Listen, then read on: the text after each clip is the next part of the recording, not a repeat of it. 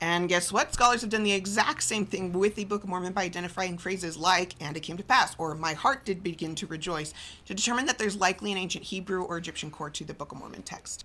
Rapid fire debunking of this hoodwinking that Mormon apologists like to play on Mormons' minds. There's a glaring fallacy at work here when you want to believe, and you have a motivated reasoning to think that Joseph Smith produced the Book of Mormon from ancient golden plates in an unknown language called Reformed Egyptian from a group of Jews that sailed from the Middle East and populated the Americas by the millions in 600 BC. The Book of Mormon has all these Hebrewisms that show it was translated from an ancient Hebrew text. By all means, use the Texas sharpshooter fallacy and shoot holes in a wall and then draw bullseyes around them later, but it's obvious that that's what you're doing. You want the faith-building side of a complexity, you're also going to have to take the garbage truck of problems that go with it. The Nephites maintained Jewish Hebrewisms in their writing. Well, that's a tight translation, and this is a common tactic apologists like switching from a tight translation of the text when it's advantageous to the faith-building point, and then when there are things that are anachronistic, it's a loose translation, and that's why there's so much influence from Joseph Smith's day included in the Book of Mormon, like the original Trinitarian view of the Godhead in the original text from the Book of Mormon before it was changed.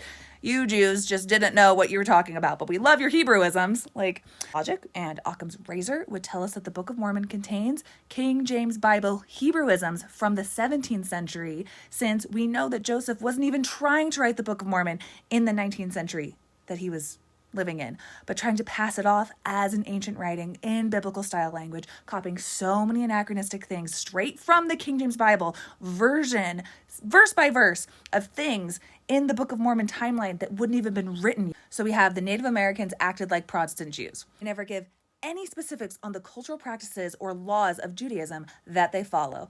And it says in various scriptures in the Book of Mormon that the Nephites didn't even use Hebrew just 300 years after leaving Jerusalem. But if a few cherry-picked examples that ignore the vast differences in Native American New World languages with those of the Middle Eastern Old World languages, that provides enough crumbs to believe that Native Americans are really ancient Jews. By all means, carry on the work of past Mormon prophets. Tell all of the tribes of America that you know their history better than they do.